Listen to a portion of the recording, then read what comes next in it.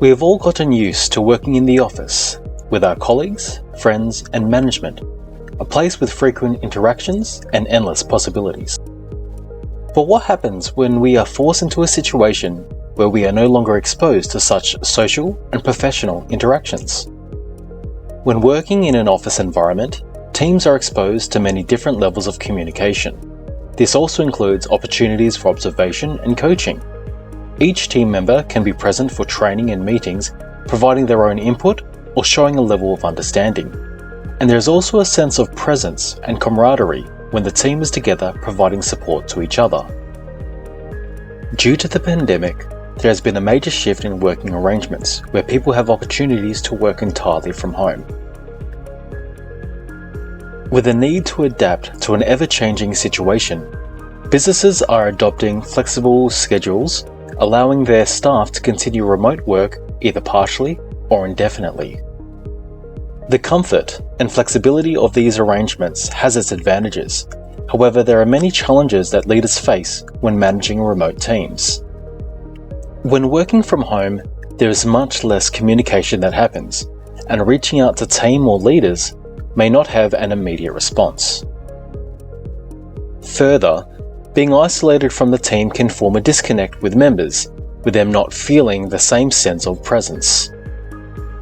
Technology has come a long way to enable physically and operationally remote teams.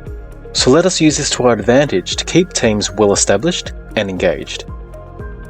Here are some ways leaders can combat this disengagement when working with their remote teams.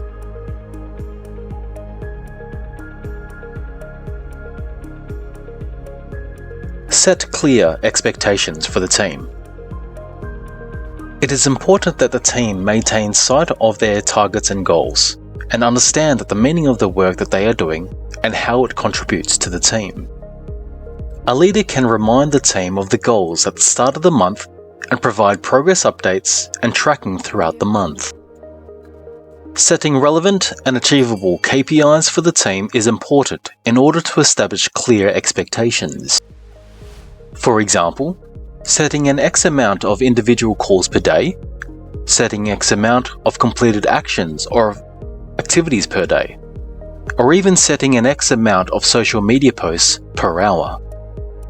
Being open about the progress will help build trusting teams by establishing a sense of understanding as to whether a member is either being underutilized or not pulling their weight.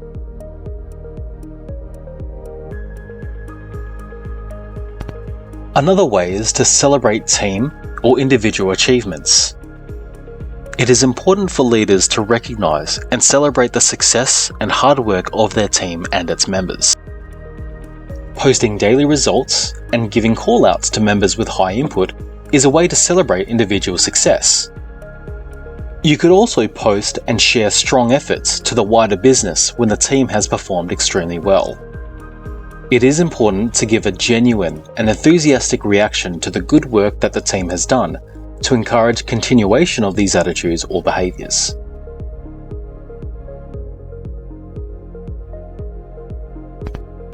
Another way is by setting up support systems and tools for the team. It is important to provide support to the remote team.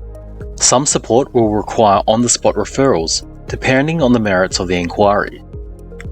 But a majority of the support can be set up autonomously by creating shared links or shared documents to company policies and guidelines. When these are set up, teams could find the right answer to a situation without having to rely on the team or management to provide a solution. This will encourage the members to use their initiative and intuition for certain situations.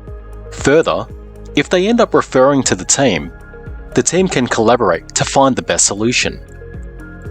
You could also set up a telephone directory as a good tool to help with the support.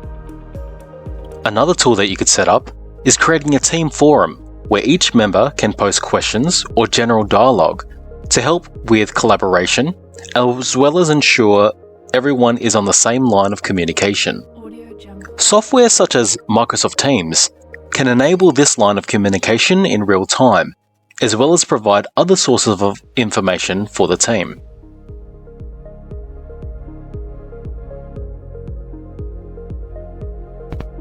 Another way is you could use video calls for meetings.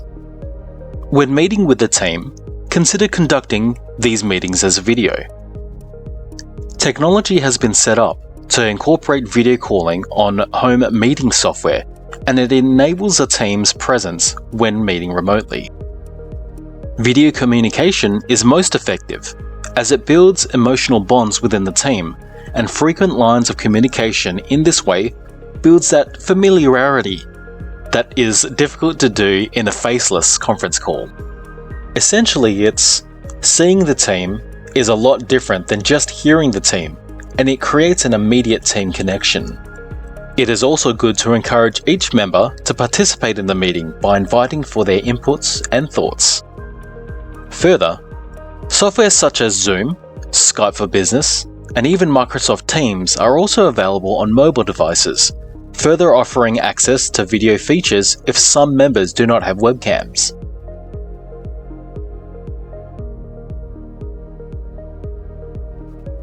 Finally, you can schedule virtual team building exercises or create a virtual break room.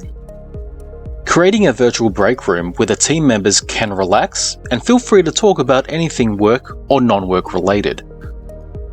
This creates a social space for the team to have casual conversations, much like the ones they would have in the office, where they'd randomly see each other in the hall, out in the smoker's lounge, or having a coffee break.